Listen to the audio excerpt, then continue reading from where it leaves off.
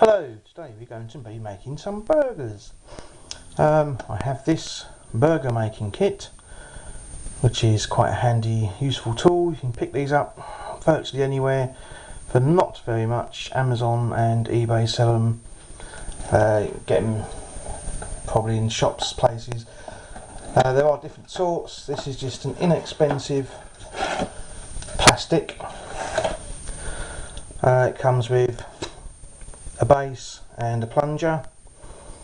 Yep. So you can probably see, just press it to make your burger. It also comes with a set of burger discs, which gives you a top and a bottom to your burger, handy for freezing, and a set of instructions, which also includes a recipe, the one we're going to follow today.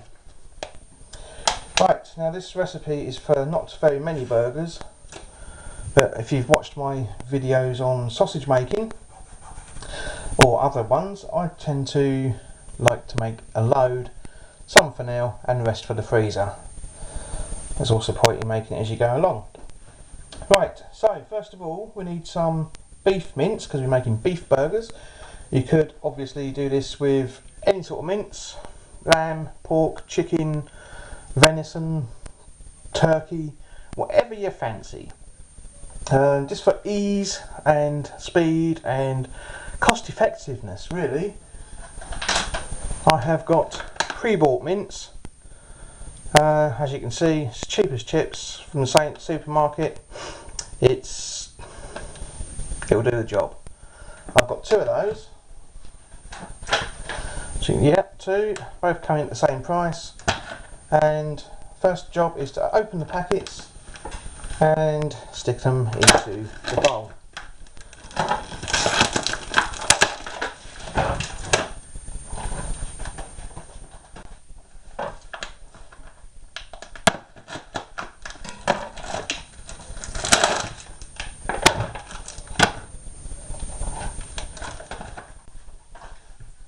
Right, now that's done, we'll move this press out of the way because that's for a lot later.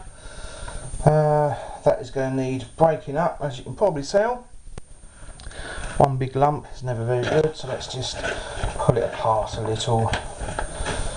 Probably, being so cheap, it's probably got about the right sort of fat content for making burgers. You don't want anything too lean, you need a little bit of fat in your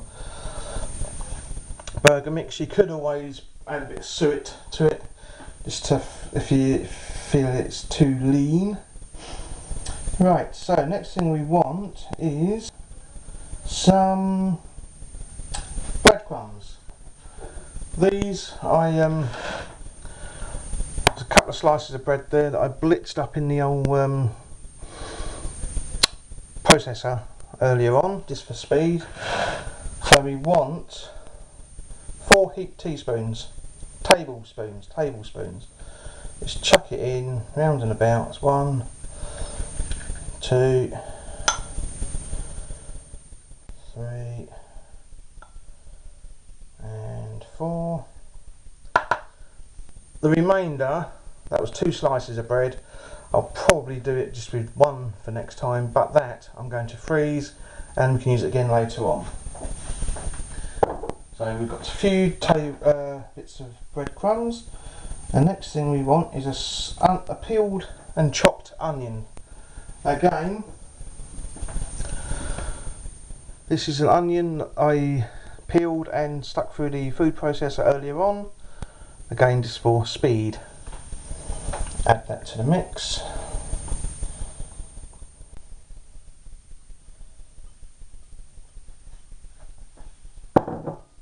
Next we want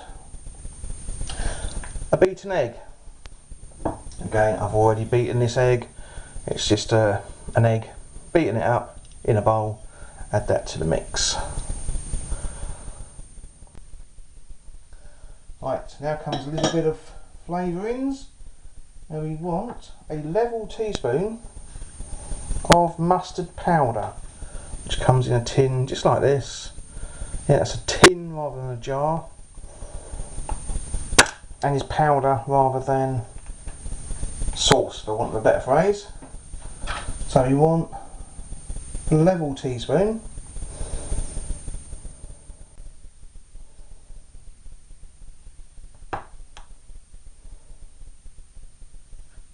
That's about right there. With these measures, that comes in very handy for getting exact amounts.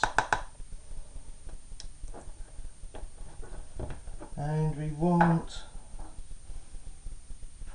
a teaspoon of dried herbs. Well, I'm using mixed herbs just because it didn't say anything else. So mixed herbs, in it goes. Actually, you want 2 of those because I'm doubling up the recipe, aren't I? Which means you want a bit more mustard.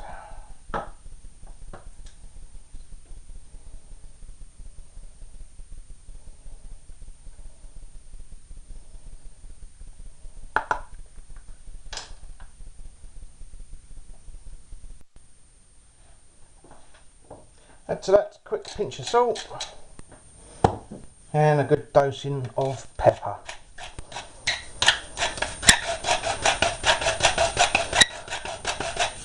Obviously you can put any herbs, any spices, whatever in there you fancy. It suggests here garlic powder, onion powder, paprika, nutmeg, parsley, curry powder, ginger, chutney, Worcester sauce, even ketchup. Or peppers, chilies for that matter. Yeah, anything you fancy can go into making burger. I'm just sticking to the basic mix for the time being, and then get your hands in and give it a good mix. It needs to be a good thorough mix. Don't be afraid of getting your hands dirty. Mix it all in.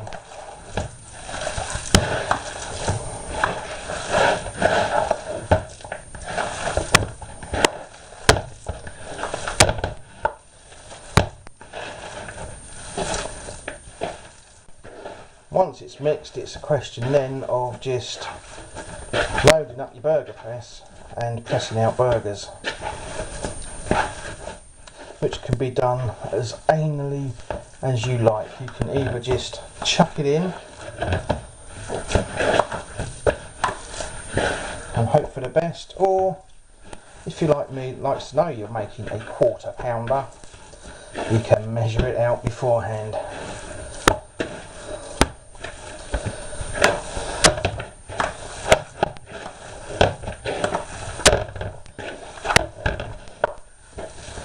And that is as basic as it needs to be. Well and truly mixed in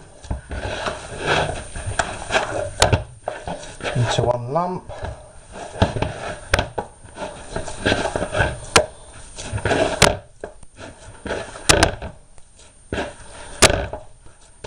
Right, let's move on to the next stage, making burgers from your burger meat. So to make the burgers, as I said, you can be as particular about it as you like. Personally, I prefer to weigh it out using the scales. That way I know I've got a 1/4 pounder, because apparently this will only hold, if you filled it up to the top it would hold a 1/4 pounder, but you know, I prefer to measure it. That's just personal preference. So stand it upside down. Take one paper disc, place it in the machine. Take a handful, you don't want too much, of burger mix.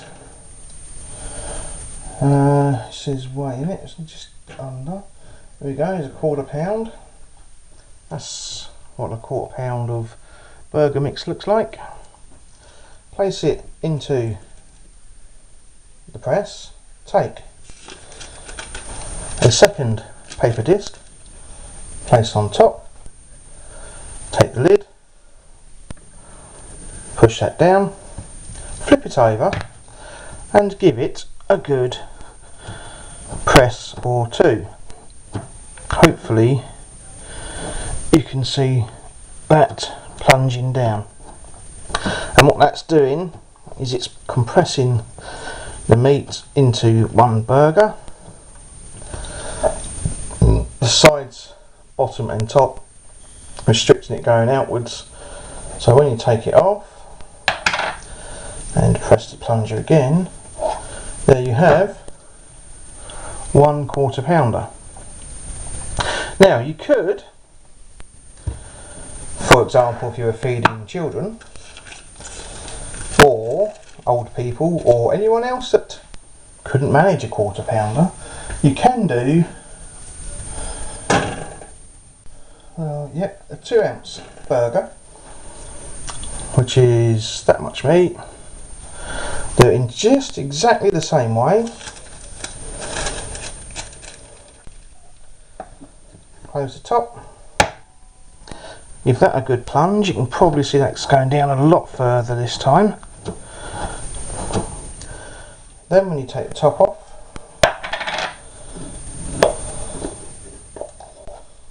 you'll see you've got a nice thinner burger. Let's hold that up against the 1/4 pounder there and your regular 2 ounce there. Now the same size diameter wise, but that's your options. I'm not going to bore you while watching me press the rest out, so I'll just go back and make them and then we'll come back and show you how we done. And there we are, the finished article. I would suggest, if you was planning on eating them pretty soon, stick them in the fridge for an hour or so minimum, just to help them set a bit better. Other than that, treat them like you would any other burger. Take out what you want to use now, freeze what you don't use, cook them from frozen later on. There is 8 there, as you can probably tell. That's all come out of that one lot of mix. Probably cost, I don't know, I haven't costed it, but that was less than £3 for the meat. Everything else come out of the store cupboard, so I think that's pretty good value. One last thing to mention, these wax paper discs, make sure you take them off before you cook, because they make a mess otherwise. Okay, right, thanks for watching once as usual, and happy burger making.